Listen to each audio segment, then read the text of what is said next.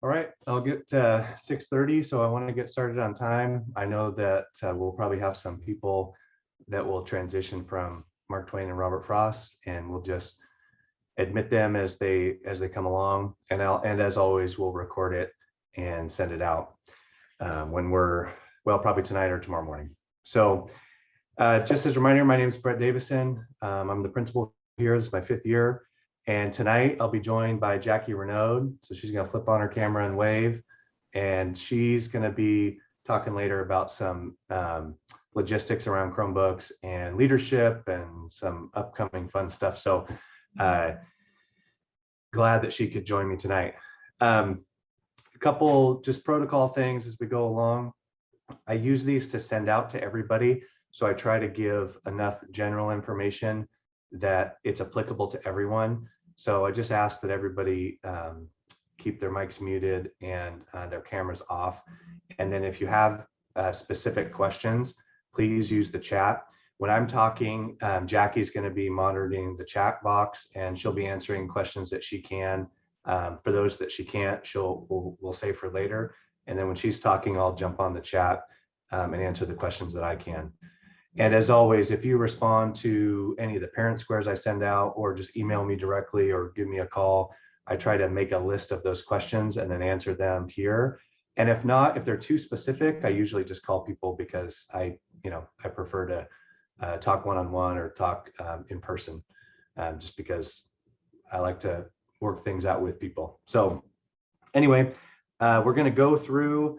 Well, I guess I want to start off with saying the same things I did last year, all last year and this year, is that this is the most that I know at this point. Obviously, day-to-day things have been changing, and as soon as we change things and alter things and get new guidance, we have to tweak some things and adapt and move on. And I'll let you know as soon as we have to do that. So just know that a lot of the stuff that we talk about is always a draft, and I know that's hard sometimes, and it's hard on us, but I'll give you as much as I know when I know it. Okay, so I want to run through just some basic stuff that I get the most questions about. Arrival and dismissal. Obviously right now, COVID protocols. So I just have a few new things and some refinements from things I talked about last time. I really want to talk about the first week, at least the general outline, because I know, as it gets closer, people are, kids are getting nervous and want to know what's going to happen. And I think we have a good plan for that. Then Jackie's going to talk about technology, specifically Chromebooks, a little bit about Canvas. She's also going to talk about some leadership things and just some teacher perspective for everybody. And then we'll get into some important dates, and then also I'll start going through some of the questions that I've received over the last week or two, and get as far as I can with that. I went over this last time, but I want to go through it again just because this is a change. And so if you're new to us, you probably heard that the start and end times for almost every school in the district were shifted. And so our new start time is 8:40 and our new end time is 3:35. If you have any high school kids, their start time is 8:45 and their end time is 3:45. And so there's a little bit of a gap there between the two of us, mainly for transportation and whatnot. So it's going to be interesting getting used to a later start time. I think it's good for kids. Some of the adults like me that like to get up really early, I'm struggling with that a little bit, but we'll see how it goes. Hopefully first period, they're going to be a little bit more awake than they were when we started at 7:55. So arriving on campus, because of supervision and staffing and just the way that we have things structured, is we'll open the main office doors on Schlater Street at 8 o'clock. And then the James Street doors right outside the gym at 8:15. And so the way we have it divided at this point is if somebody gets dropped off and walks in the main office at 8 o'clock, they can either go to the cafeteria or the library are the two main places they can hang out for a little while. And then starting at 8:15, we open the gym and then the James Street doors. And so that's our third place where kids can go. And so in that morning time, is eventually the gym, the cafeteria, and the library. And then at 8:30, the bell to go to class rings, and then they'll have 10 minutes to get to their first period class that starts at 8:40. So it usually gives kids enough time to kind of get things together and get where they're going. With the COVID protocol stuff, it'll be a little more structured than it normally is. And so we'll have spacing in the cafeteria, kind of overflow into the library. And then in the gym, we'll have a couple different things that they can do, and we'll have the bleachers out, and we'll have some different stuff that they can do. So we keep our spacing pretty good before school starts. One thing I wanted to mention actually before I go into that is if you need to drop off your student earlier and you want to drop off on the James Street side, if you drop them off over there like at 8 o'clock, that's okay. They just have to walk all the way around to the main office or just hang outside the door until 8:15. And then obviously if there's some sort of really cold morning or torrential downpour or something like that, we'll figure something out to get them inside. But generally with staffing, we're going to stick to the 8 and 8:15 of opening the doors. If you haven't been a parent at Silverton Middle School before, the pickup and drop off, the main pickup and drop off area for the school is in the district parking lot. And the pickup is pretty, or the drop off, sorry, is pretty smooth because people are coming at different times. And so you just pull in off Brown Street and you pull around, drop them off and exit, and it's pretty fast. Where it gets bogged down a little bit, and I'll talk about that in a second, is pickup, because everybody starts coming and lining up and then everyone has to wait. And so you see there on the bottom of that screen where it says form 2 lanes. That seems, that might seem a little silly, but if we don't form those 2 lanes, then we back up traffic on Brown Street really far, and sometimes even farther onto water. So we definitely need to make sure that we get in those 2 lanes, form those 2 lanes, and then just merge at the end and then come around for the pickup when other people move forward. And we can't do the Schlater Street in front because that's where all the buses go. So that's the main drop-off point in the morning. But the second drop-off point in the morning is on James Street. But that can't be a pickup spot because in the afternoon, I have a lot of buses that line up there as well. So dropping off, you have those 2 main options, which are both pretty smooth in the morning. But then the pickup is the one that gets a little congested. And so I want to show you something in a little bit to hopefully alleviate that. So dismissal, one thing that we learned last year was that dismissing in waves felt pretty good. And we did that idea mainly with COVID protocols to spread kids out and make sure they weren't congregating too much on campus before they, got in their car and got to the bus. But actually we found that it went really well anyway, and it's something that we wanted to keep trying whether COVID was here or not. So we're still going to do the same thing. At 3:35, we're going to dismiss walkers and bike riders, and they will, and all the AG teachers will talk this through with kids when they're at school, but they'll make their way out of the building and just go on their way first. And about a minute later, bus riders will be dismissed, and they'll make their way out to the buses, and hopefully all the buses will be there so they can get on and get on their way. And then we'll dismiss car riders. And we got it down last year where I think we dismissed each one about 45 seconds after the other. So it didn't take very long. And we had it down where almost every kid was where they needed to go in about 5 or 6 minutes. Now, at the beginning of the year, that obviously will take a little bit longer, but we had all staff come out to supervise and say bye to the kids. And it just felt like that was a really good thing. And with COVID, it helped with spacing and making sure that kids weren't congregating too much after school. So that'll be our dismissal. And then so for you, if your kids are riding the bus, they'll just get on the bus and go. And if they're riding their bikes and walking, they know where to go. But for pickup, if you're going to pick up your kids after school, like I said before, the main pickup area is the district parking lot. But a second spot that I want to point out that I know people already use anyway, because, people are smart and they figure out where they need to go, and they tell their kid to walk somewhere else to get picked up so they don't get stuck in line. But I just want to point it out because I think it is a good spot. So all along James Street, along the tennis courts and along the baseball field is enough room for people to, what I would suggest is back in and wait for kids to walk down and get picked up, with a couple things. I would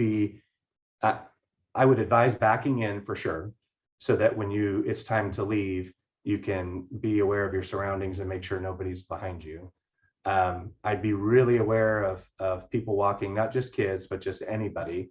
And then we will coach kids up, and you remind them also, if they're going over there, that when they're walking to you, to walk along the fence line. So they're walking behind the cars, not in front of the cars, so that people can leave. And one thing about that too is we've got about 10 minutes before the high school gets out and when traffic really picks up. So if students get out there quick enough and they get to you and you guys head out, then you can avoid the high school traffic. Because once the high school gets out and all the buses leave and all the high schoolers start driving out, it really gets busy over there. So feel free to pick either one. The district parking lot one is usually really busy in the first week, and then it slows down. But if over on James Street is an option too, you could give that a try. And I just wanted to open up a second one in hopes of alleviating some of that traffic on Brown Street. Okay, safety protocols and COVID stuff. Most of the stuff that I talked about last time is the same. The mask, I think the last time that we had one of these, the outdoor mask mandate hadn't come out. And so I talked about masks being required for all students and staff. And then the state is going to look at the data each month and review those mandates. And that mandate applies to people who are vaccinated and people who are not vaccinated, staff and students alike. And that just like last year, no matter people's opinions about masks or anything like that, that is our main key to staying open. And I'll talk about contact tracing in a little bit and how important that is. But yeah, there aren't any exceptions to it. We ask that you talk to your kids about making sure that they're complying with it, because my main goal is I'm so excited to have kids come back to school, and I want to do it safely, and I don't want to be in situations where we're having to quarantine and shut down. And I'm hopeful that if we do these things right, that we can stay as close to normal as possible, just so we can have in-person instruction. So that's going to be a big key. One of the exceptions from the beginning was extracurricular sports when they're participating. So, we'll have volleyball, and our athletic director and coaches will talk to people about that for sure. But basically, it's when they're out playing, they don't have to wear a mask. But then when they're on the bench or when they're going in and out of the gym and things like that, then they have to wear a mask. Now, the outdoor mask mandate has changed things a little bit, because at the beginning, if anybody went outside, they didn't have to wear a mask. So the outdoor mask mandate changes it slightly for schools, in that if we can't keep spacing, then we need to wear a mask outside. If we can keep spacing, so say a class goes out to the track, spaces everybody out, or to the football field and spaces everybody out really far apart, they could do an outdoor activity or take an outdoor mask break and be fine. But if a class is outside and they're doing just normal class stuff and they're pretty close together, then they have to wear a mask. And so that then depends on the spacing that happens. And so we'll have different options when we have, outdoor recess at lunch, where we'll have some things, if some kids are in a certain area and they're playing cornhole or something and they're really far apart from each other and they're not running around with a bunch of other kids, then maybe that's a situation where they don't have to wear a mask. But if they're shooting baskets with people and they're really close to others, then that's a situation where they probably would. So I know that that's going to be a little bit difficult, but we're going to try to set it up where it's clear, if you're doing this, you need to wear a mask, or this, you don't have to. One thing that we're going to keep doing is at the entry points, we're going to continue to do visual checks. We still ask that you do home screenings and you talk to your kids if they have primary symptoms, to have them not come to school. But we'll do hand sanitizers when they come. We'll have staff at entry points, just talking to the kids and doing some visual screenings.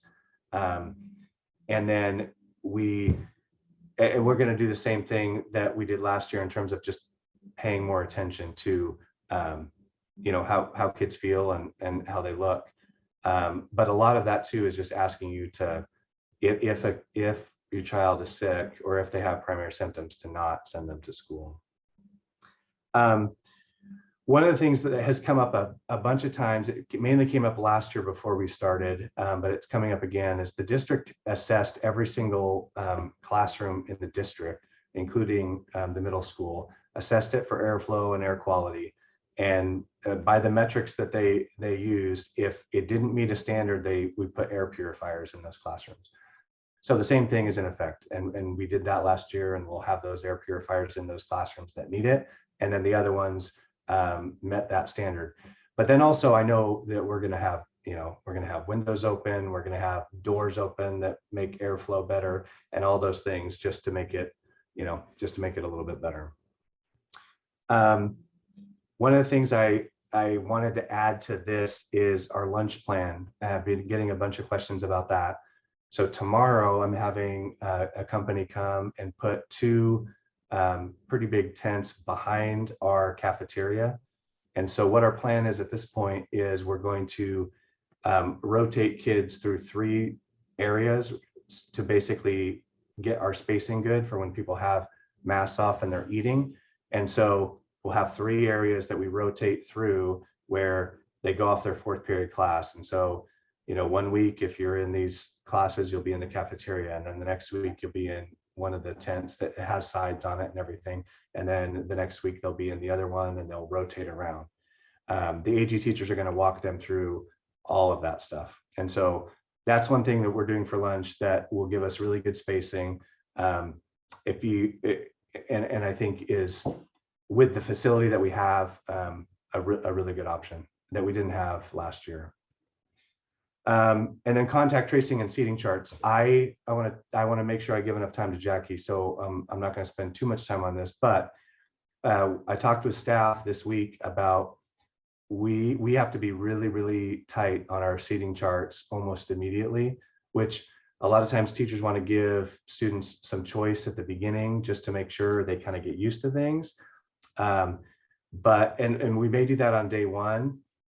But what I talked to them about is I need to know if I get a call on, at 6 o'clock at night, I need to be able to look and see what student, if a student was positive, who were they close to in every period of the day, all throughout the day. And so we're probably going to have seating charts locked in pretty quick so that we can look at that. And then not only for safety stuff, but that I can communicate really quickly with families about who was exposed or who wasn't. And so that's one of the things that we're doing to try to sort of create mini cohorts within each period so that we can do contact tracing really fast, so that it doesn't spread over the course of days because we didn't have that information. So that's one of the things that we're adding that we wouldn't normally do, but we want to make sure that we're upfront about that. And then the first week school plan, we really want to ease back into regular school. I know people are nervous, and it's been a long time since everybody has been back at full day school with everybody here, after what we've all been through over the last 18 months. And so for 6th graders, especially, on Tuesday, September 7th, we're going to start school in AG for the first 2 hours. And that's so that the AG teacher, the homeroom teacher, can give a tour, can talk through schedules, can go through our handbook. I mean, just all kind of the beginning of the year stuff. Then they'll run through shortened versions of their periods and then come back to AG for another hour at the end of the day to ask questions and get clarification and all of that. Then Wednesday through Friday, we're going to do a shortened version of that, but every day we're going to start in AG. So for 6th, 7th, and 8th graders who are worried about where they're going to go and where their classes are and all of that, we're going to start in AG every day of the first week. Wednesday through Friday will be an hour in the morning and a half hour in the afternoon. But for 6th graders on September 7th, it'll be 2 hours in the morning and an hour in the afternoon, just so people feel comfortable. They can get to know their AG, they can talk to their AG teacher. So we feel like that's a good easing back into school where they'll get a lot of their questions answered about just how the school functions. And so they'll walk them through all the things that are different about lunch and spacing and recess and where their classes are and in the gym and all of that. So I just wanted you to be aware of that one. So Jackie, I talked too long, Jackie, sorry. All right, so I've got my alarm to go off. I got 5 minutes. So a couple of different things I want to talk to you guys a little bit about is, first thing is Falcon gear. I just posted on the website where you can buy it. So you can go to the link. Our Silver Screens printing company, our local guy, Tennyson Carlo, does a great job. Lots of different options for you to buy there. It's also on our Instagram feed, and I will be putting it on Facebook soon.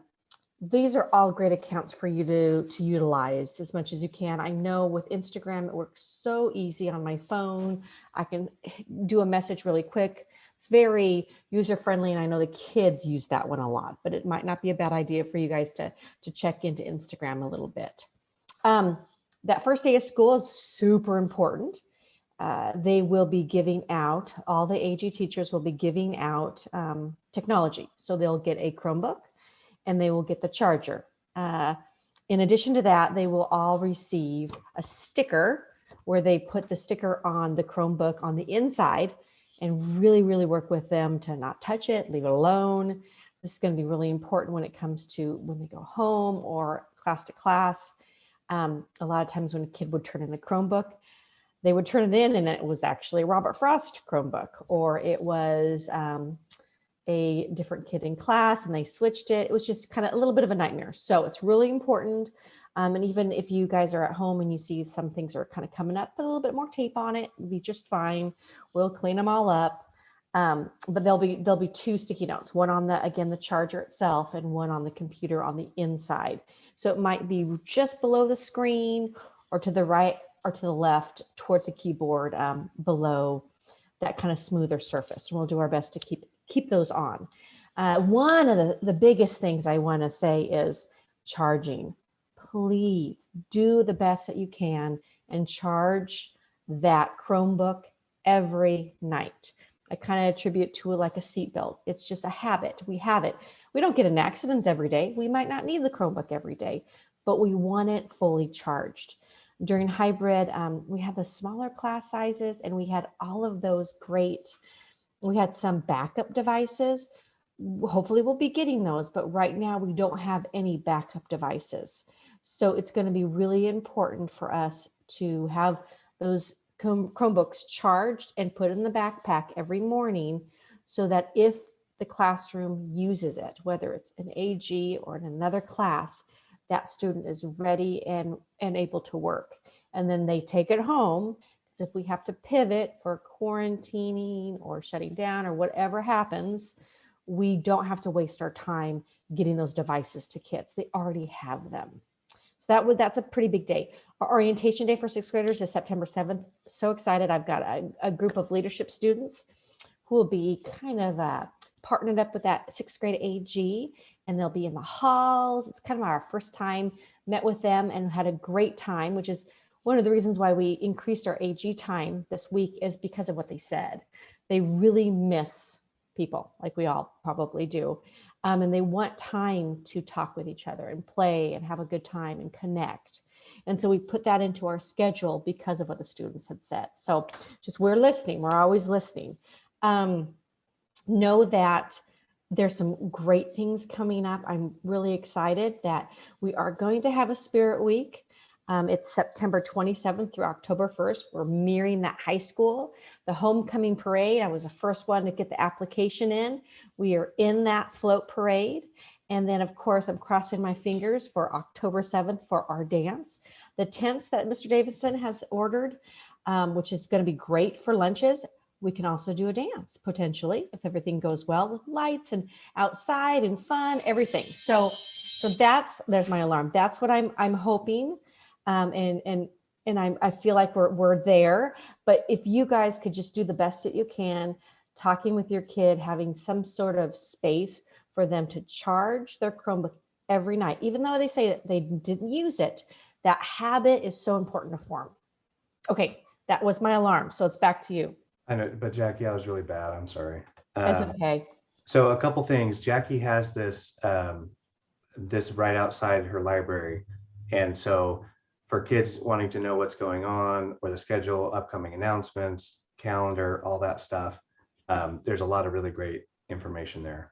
And hopefully, I mean, we got some fun stuff coming up, and so I'm really hopeful, especially by the end of September and October, that we can participate in some of those things. One of the questions was, and I think Jackie, you touched on it a little bit, is on day one and day two especially, but all week, we're going to have staff and leadership kids all over the place to help kids get where they need to go. But the biggest key of the whole thing for kids is all they need to remember on day one when they walk in the door is who their AG teacher is. So it's the advisory group. Either it says advisory group or AG, it's their homeroom teacher. So if they know that, and even if they don't, we can look it up when they come. But we'll have people around with AG lists. And if they don't know who their AG teacher is, we can look it up. But all we need to do is get them to their AG teacher, and then they'll go through all the orientation stuff with them as an AG class and make sure they know where to go. So that was one question. I think somebody asked about, is it say advisory? Yeah, it'll say advisory or advisory group or AG. And then that's the key about where to start, because they'll start every day in AG. So I'm going to skip ahead here to, that's the Instagram. And then we're working on the Facebook too. We've been having some issues with our Facebook page. And then that's what the Canvas looks like. And we'll have a Canvas platform for everybody.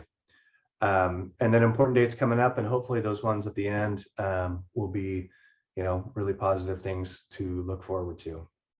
So, and so another question is, where do sixth graders go on day one through the main entrance? So they can go through either way. So our main office doors on Schlater Street open at 8, and then the James Street ones open at 8:15. So they can go through either one of those doors, and there'll be staff there to help them find their way if they don't know where to go. So either one of those. Again, so I'm going to touch on a couple questions and make sure I'm finishing on time, so I only have a few minutes. But I wanted to go again through kind of an exposure, because most of the questions I'm getting is they're about COVID protocols. And so what if a student, an exposure is basically a student that is within 3 feet for 15 cumulative minutes with someone who has COVID-19. And so if that happens in a classroom, and this is why the seating chart is important, is if that happens in a classroom, then I have to determine who was within 3 feet to that student, and then those students will be called and then be quarantined because they were exposed. Now, if they're beyond 3 feet and they have a mask on, they do not have to quarantine. And so that's where our spacing, but then our mask wearing is key for who has to quarantine and who doesn't. Now, it becomes a lot more complicated in my school and then also at the high school because of so many periods, but that's why I've asked my teachers to kind of lock in those seating charts so that we can get on it right away. And we've done this before. We did this in the spring and we did this in summer school, and we're ready to do it now, but we drop whatever we're doing and we move really fast with the contact tracing and the communication to parents, because we want it to happen right away to let you know so that you can make good decisions. So I'm going to go to a couple other questions that I've had recently. I had some questions about the Chromebooks. Again, I'll say, I think I said this last time, but the plan all along before COVID was to get everybody to have one-to-one devices. And so the Chromebooks aren't being issued just because of the COVID situation. because that's what we were going to get to. And I view them as a tool. It doesn't mean kids are going to be using them all day in school. It's like a textbook or a notebook. They're going to bring it, and some days they won't use it at all. Some days they'll use it a little bit, depending on what's happening in each one of their classes. But it's just one of the tools that they have. But with the COVID situation, it's essential that we get those out immediately, so that if somebody is quarantined or if a class has to be shut down, then everybody has the tools with Canvas then to have a good, or as good as we can make it, classroom experience with that teacher. So it wasn't just for the COVID situation that we were doing Chromebooks. One of the things that I was asked a lot, and I don't know if I mentioned it last time, but we're not starting out with lockers this year. And I know that's disappointing for a lot of people, especially maybe the incoming sixth graders, because that's one of the exciting things about like our taking care of business day that we normally do, is they get to play around with those, old high school lockers that some of us used to use. But I want to avoid that congregating between every period, and especially because they'd go back to that same place over and over throughout the day. And then I'd probably violate that 15 minutes. And then that would be really difficult to contact trace. And so we're not going to issue lockers right away, but that's not necessary. That's not a decision for the whole year. We're just going to make that decision at some point in the year about whether we can open those up or not. So lockers may be coming, but we're not going to start with those, just to be on the safe side of things. Another question that somebody had was, how quickly will parents be notified of a positive case? Like I said, as fast as humanly possible. We put stuff aside when we get to it. The nurses and us, we have a great working relationship, and we go as fast as we possibly can, just because I want to give you that information. And then I had another question about protocol for quarantining. I think I talked about that just a second ago, but again, within 3 feet for 15 cumulative minutes is considered an exposure. Okay, so I am a couple minutes over.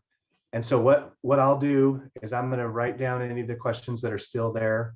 And then I was talking to somebody today that maybe I just need to, make some videos answering some of these questions. Or I know I didn't do a Q&A doc last time because I got through the questions that were asked.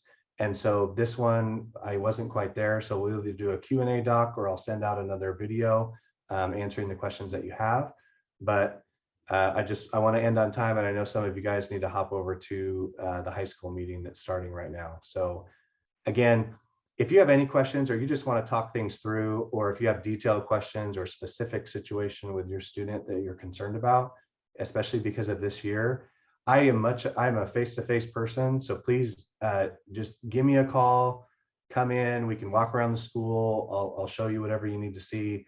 And then we can brainstorm different things. So, and would love to talk to you and meet you. And Jackie, same way, she's here all the time. She never leaves. So really appreciate it.